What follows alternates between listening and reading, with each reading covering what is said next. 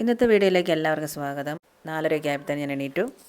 അപ്പോൾ ഇതൊഴിക്കും പാലും വന്നിട്ടുണ്ടായിരുന്നു. അപ്പോൾ അതൊക്കെ എടുത്തുകൊണ്ട് വന്ന് പാലിൻ്റെ കവറൊക്കെ ഒന്ന് കഴുകിയതിന് ശേഷമാണ് ഞാൻ ഇതിൻ്റെ കവറൊന്ന് പൊട്ടിച്ചെടുക്കുക. അപ്പോൾ ഞാൻ ഇപ്രാവശ്യം അതിൻ്റെ കൂടെ ഇന്ന് തൈരും ചെറുപഴവും ഓർഡർ ചെയ്തിട്ടുണ്ടായിരുന്നു. അപ്പം അതും വന്നിട്ടുണ്ട്. അപ്പോൾ ഞാൻ എല്ലാം കഴുകിയെന്ന് വെച്ചു. അപ്പോൾ ഇത് രാവിലെ മോന് കൊടുക്കാനുള്ള മുട്ട പുഴുങ്ങിയെടുത്ത് വെച്ചിട്ടുണ്ട്. അതുപോലെ തന്നെ പഴവും പുഴുങ്ങിയെടുത്ത് വെച്ചിട്ടുണ്ട്. പിന്നെ ഞാൻ ഇന്നലെ കഴുകി വെച്ച പാത്രങ്ങളൊക്കെ ഉണങ്ങിയിട്ടുണ്ട്. അപ്പോൾ അതാത് സ്ഥലങ്ങളിലാണ് ഞാൻ വയ്ക്കുക.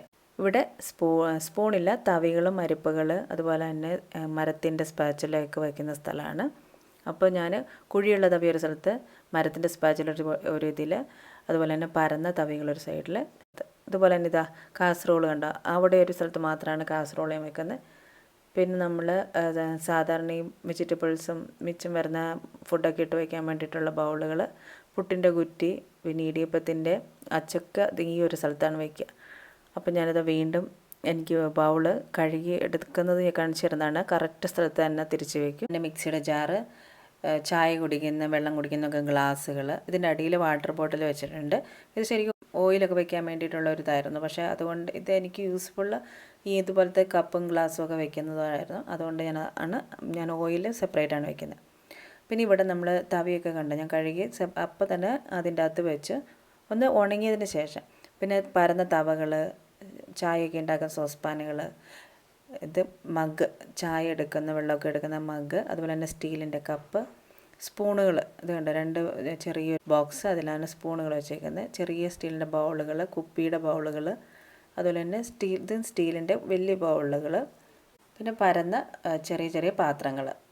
അപ്പോഴേക്കും ചായ ആയിട്ടുണ്ട്. ഞാൻ മോന് ചായ കൊടുക്കണം. അപ്പം ഞാനൊരു ഗ്ലാസ് ചായ എടുത്തു. ഇനി ഞാൻ നോക്കുമ്പോഴത്തേനും നമ്മുടെ ദോശയുടെ മാവ് പൊന്തി വന്നിട്ടുണ്ട്. എല്ലാം കൂടി ഒന്ന് മിക്സ് ചെയ്തതിന് ശേഷം വേറൊരു ബൗളിലാക്കിയിട്ട് മാറ്റി വയ്ക്കണം. അപ്പം ഞാൻ 2-3 ദിവസത്തേക്ക് വേണ്ടിയിട്ട് ഒന്നിച്ച് ആണ് മാവ് അരച്ചെടുത്ത് വെച്ചേക്കുന്നത്. ഞാൻ മാവൊക്കെ ഇത് എടുത്ത് വെച്ചു. ഈ ഒരു പാത്രത്തിന് കുറേ വർഷങ്ങളുടെ പഴക്കമുണ്ട്. കൽമിനേറ്റർ ഫ്രിഡ്ജ് വാങ്ങിക്കുമ്പോൾ അതിൻ്റെ കൂടെ കിട്ടിയ ഒരു കുറച്ച് പാത്രങ്ങളിലൊന്നാണ്. ബാക്കിയെല്ലാ പാത്രങ്ങളും പോയി. ഇപ്പം ഞാൻ മോന് കൊടുത്തു വിടാനുള്ള ലഞ്ചാണ് പ്രിപ്പയർ ചെയ്യുന്നത്. അപ്പം അവന് പോകാനുള്ള സമയമായി. അപ്പം അവന് വേണ്ടിയിട്ട് ഞാൻ ലഞ്ച് ഉണ്ടാക്കുകയാണ്. അപ്പം ചോറൊക്കെ നേരത്തെ വേവിച്ച് വെച്ചിട്ടുണ്ടായിരുന്നു. അതിലേക്ക് കുറച്ച് മസാലയൊക്കെ ഇട്ട് ലഞ്ച് റെഡിയാക്കി. ഞാനിതാ കറിവേപ്പില സൂക്ഷിക്കുന്നത് ഇതുപോലെയാണ്. ചെറിയ പാത്രത്തിൽ വെള്ളമൊക്കെ കളഞ്ഞ് കഴുകി തുടച്ച് ചെറിയ ഇതളുകൾ മുറിച്ചെടുത്ത് അങ്ങനെയാണ് സൂക്ഷിക്കുന്നത്. അപ്പോൾ അതും കഴിഞ്ഞ് ഞാൻ അടുത്തത് തുണി അലക്കാൻ വേണ്ടിയിട്ട് എല്ലാം നമ്മൾ മാറ്റി പിന്നെ കീച്ചയിലൊക്കെ ചില സമയത്ത് ടിഷ്യൂ പേപ്പറോ അങ്ങനത്തെ ഒക്കെ വയ്ക്കും കുട്ടികൾ.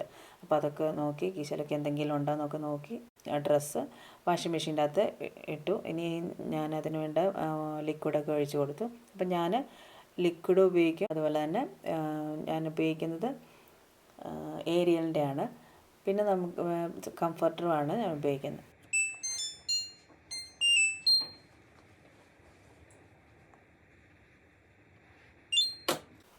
അത് അലക്കാനിട്ടതിന് ശേഷം ഞാൻ വന്നിട്ട് നമ്മുടെ ഹോളിൽ ഇപ്പം വെയിൽ നേരം വെളുത്ത് വരുമല്ലോ, അപ്പം കർട്ടനൊക്കെ ഒന്ന് ടൈ ചെയ്തിടുകയാണ്. അപ്പം ഞാൻ ആദ്യം കുറച്ച് ടേബിൾ മാറ്റ് അലക്കിയിട്ടുണ്ടായിരുന്നു, അതുകൊണ്ട് വിരിച്ചിട്ടു.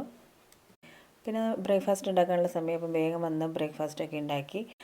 ഇഡ്ഡലിയും ടൊമാറ്റോ ചട്നി, പിന്നെ ഈസി സാമ്പാർ റെസിപ്പിയാണ് ഇന്നുണ്ടാക്കിയത്. അപ്പോൾ ബ്രേക്ക്ഫാസ്റ്റൊക്കെ കഴിച്ചതിന് ശേഷം ഞാൻ പുറത്ത് വന്ന് ചെടികൾക്ക് കുറച്ച് വെള്ളം തളിച്ചു കൊടുക്കണം. ഭയങ്കര വെയിലാണ് കുറച്ചുകൂടെ കഴിയുമ്പോഴത്തേനും. അപ്പം ഇതുപോലത്തെ ഒരു പ്രസ് ചെയ്യുന്ന സ്പ്രെയർ ഉണ്ട് എൻ്റെ അടുത്ത്.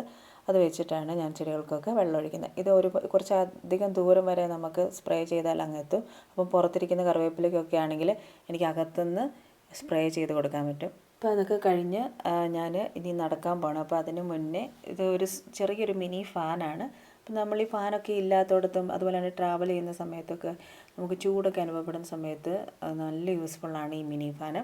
അപ്പം ഞാനിതിപ്പം മിക്കവാറും എവിടേക്കെല്ലാം പുറത്തേക്ക് പോകുമ്പം എനിക്ക് ചില സമയത്ത് ഹോട്ട് ഫ്ലാഷസ് പോലെ നല്ല ചൂട് വരും.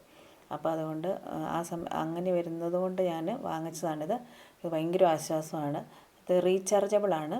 അപ്പോൾ ചാർജ് തീരുന്നാലും നമുക്കിത് വീണ്ടും റീചാർജ് ചെയ്ത് ഉപയോഗിക്കാം. അപ്പോൾ ഇത്രയൊക്കെയുള്ളൂ ഇന്നത്തെ വീഡിയോ എല്ലാവർക്കും ഇഷ്ടമായി വിശ്വസിക്കുന്നു. ഇഷ്ടമായെങ്കിൽ വീഡിയോ ലൈക്ക് ചെയ്യാനും ഷെയർ ചെയ്യാനും സബ്സ്ക്രൈബ് ചെയ്യാനും മറക്കരുത്. അടുത്ത വീഡിയോ ആയിട്ട് വരുന്നത് വരെ എല്ലാവർക്കും നന്ദി, നമസ്കാരം.